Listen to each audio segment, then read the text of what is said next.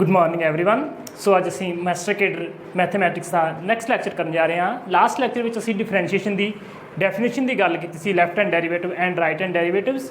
सो differentiation की definition के base जोड़े सम तुहाडे एग्जाम के पूछे गए हैं, अज असी वो डिस्कस करने जा रहे हैं।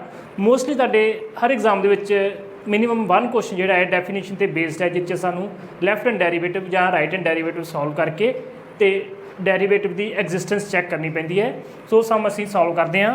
सो फस्ट सम जिवें तुहाडी स्क्रीन के उपर दिखाई दे रहा है, F x is equal to x raise power p sine 1/x if x is not equal to 0, if x is equal to 0 function is 0। So ये फंक्शन जोड़ा है आप लास्ट लैक्चर के भी डिस्कस कर चुके हैं। सो ऑप्शन सानू गिवन है पी की की वैल्यू होएगी ताकि जो फंक्शन है डिफरेंशिएबल हो जाए। सो लैट डेफिनेशन तो असी चैक करते हैं। डेफिनेशन की है F x minus f zero over x minus zero. So this will be equal to limit x approaches to 0 x raise power p sine 1/x over x. This is equal to limit x approaches to 0 x raised power p minus 1 sin 1/x। So sin 1/x की limit सानू पता है कि exist नहीं करेगी, ये problem create करेगी। But जे ए 0 हो जाता है then by squeeze principle if limit of F X as X approaches to A is 0 and G X is bounded. So यह फंक्शन साढ़े को बाउंडेड हो जाएगा, then this limit exist. So फिर ये लिमिट जी एग्जिस्ट कर जाएगी जे ए साढ़े को 0 हो जाए। सो ए 0 होएगा if this is greater than 0, ठीक है। So if p minus 1 is greater than 0 मीनस if p is greater than 1। So J p greater than 1 हो गया तो ए जी साढ़े को लिमिट है एग्जिस्ट कर जाएगी, फंक्शन जोड़ा है डिफरेंशिएबल हो जाएगा। सो ऑप्शन जी साढ़े को करैक्ट होएगी, ऑप्शन होएगी सी, p is greater than 1।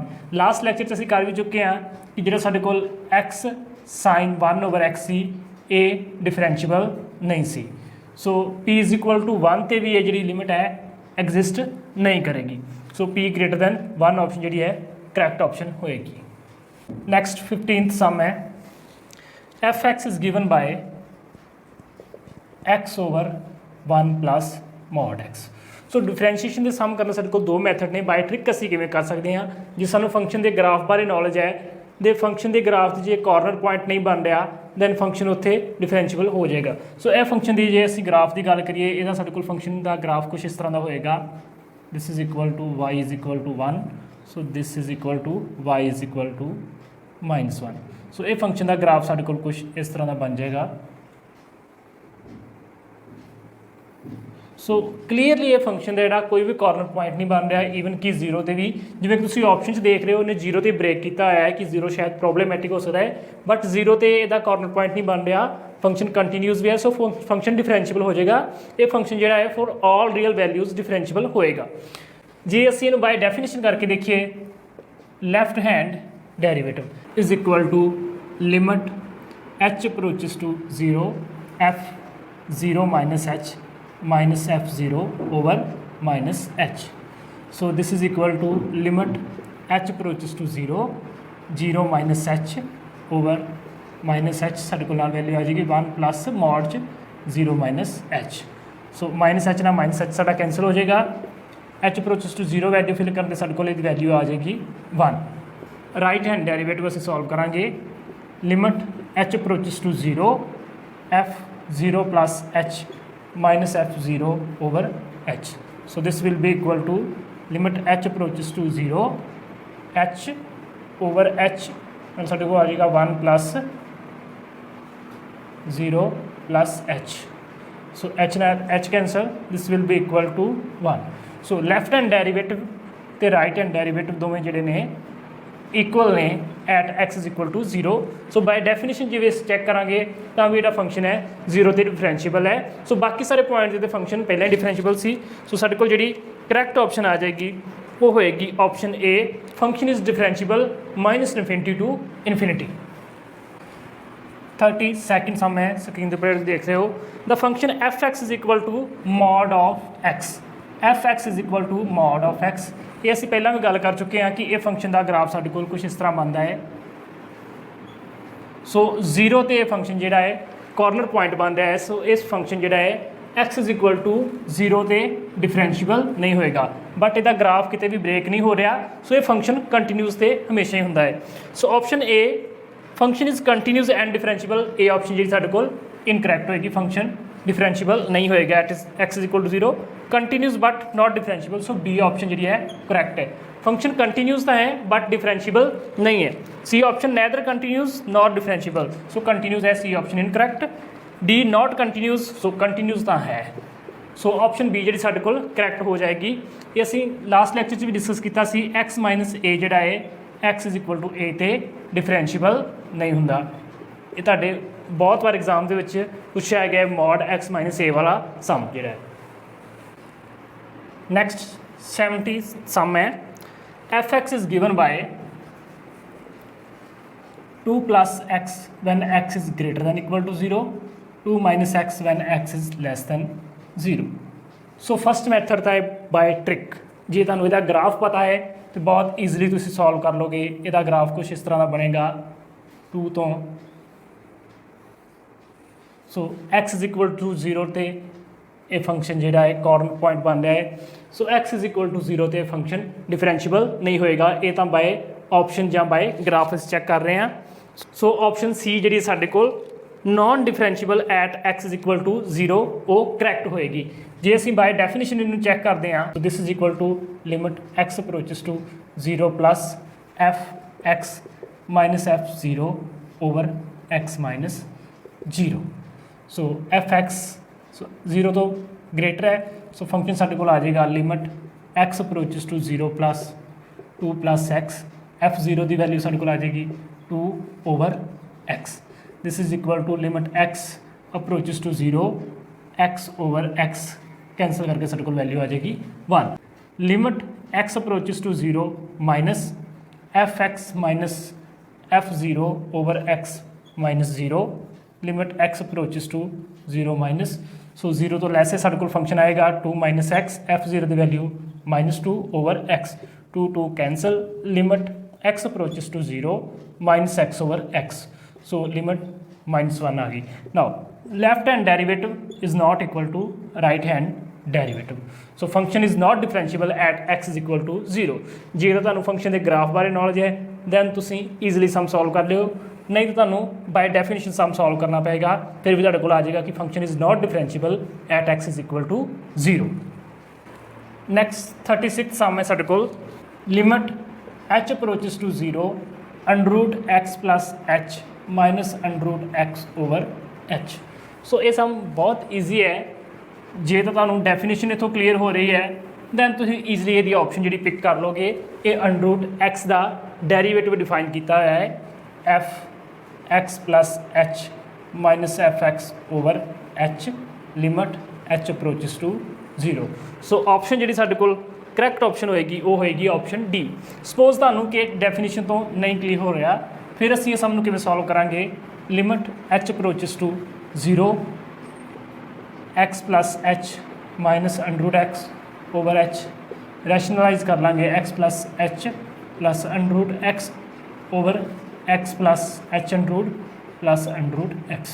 So this is equal to limit H approaches to 0 X plus H A minus B, A plus B दी स्केयर का फार्मूला साढ़े को minus X over H under root x plus H plus under root x. So x x cancel, limit H approaches to 0 h over H under root x plus H plus under root x. So h h भी cancel हो जाएगा, H की value 0 fill करांगे साढ़े को आ जाएगा 1/2 under root x. सो फिर भी साढ़े को जी ऑप्शन करैक्ट आएगी वो आएगी ऑप्शन डी। 32 सम है जो तुम स्क्रीन के उपर देख रहे हो, ये सारे कंसैप्ट जोड़े ने इकट्ठे किए हैं continuity, uniform continuity, differentiability. F x is equal to 1/x where x belongs to 0 open to close 1। So ये फंक्शन का पहले असी ग्राफ देख लीए, सानू ग्राफ तो सारिया ऑप्शनस क्लीयर हो जाएगियाँ। ये फंक्शन का ग्राफ कुछ साढ़े को इस तरह का सी। सो हुण असी ऑप्शनस चैक करते हैं। Option A continues in open 0 to close 1। So function continues है असी पहला भी डिस्कस कर चुके हैं। ਆਪਸ਼ਨ ਏ ਤਾਂ ਸਾਡੇ ਕੋਲ ਕਰੈਕਟ ਹੋ ਜਾਏਗੀ। ਫਿਰ ਵੀ ਅਸੀਂ ਬਾਕੀ ਆਪਸ਼ਨਸ ਚੈੱਕ ਕਰਦੇ ਹਾਂ।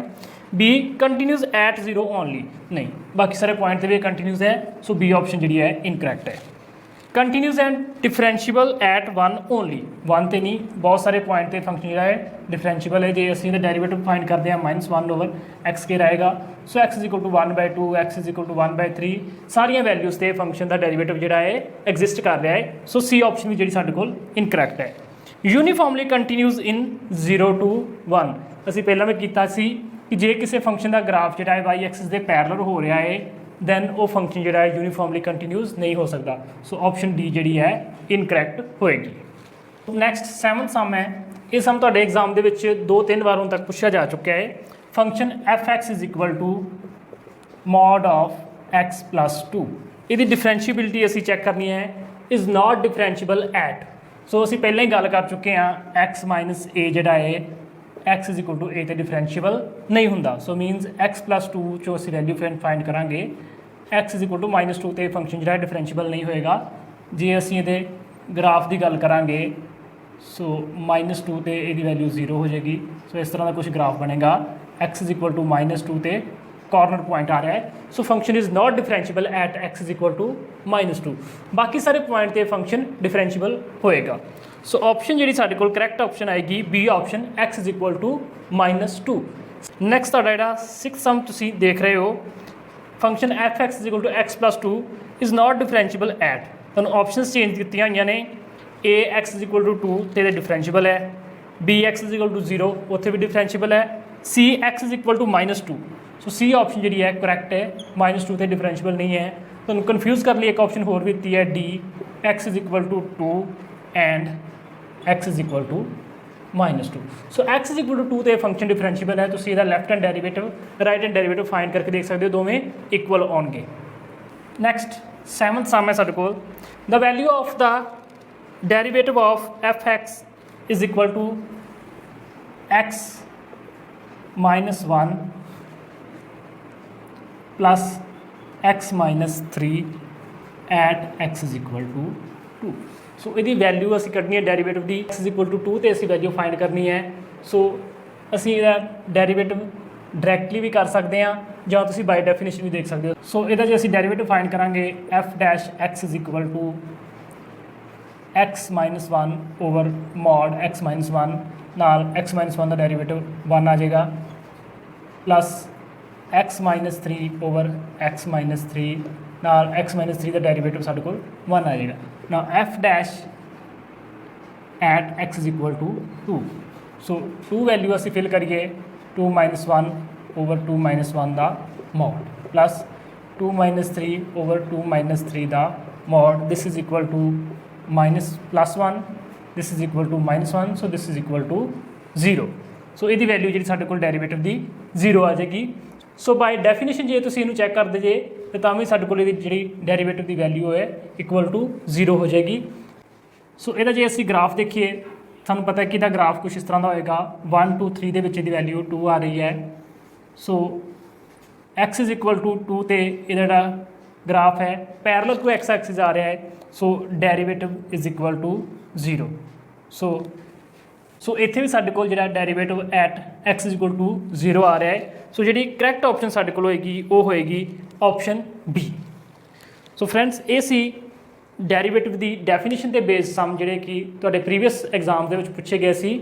ਸੋ ਨੈਕਸਟ ਲੈਕਚਰ ਦੇ ਵਿੱਚ ਅਸੀਂ ਹੁਣ ਡੈਰੀਵੇਟਿਵ ਨਾਲ ਰਿਲੇਟਡ ਸਮ ਸੋਲਵ ਕਰਾਂਗੇ। ਆਈ ਹੋਪ ਕਿ ਤੁਹਾਨੂੰ ਲੈਕਚਰ ਪਸੰਦ ਆਇਆ ਹੋਏਗਾ। ਵੀਡੀਓ ਨੂੰ ਲਾਈਕ ਤੇ ਸ਼ੇਅਰ ਕਰ ਦਿਓ, ਚੈਨਲ ਨੂੰ ਸਬਸਕ੍ਰਾਈਬ ਕਰ ਲਿਓ। Thank you.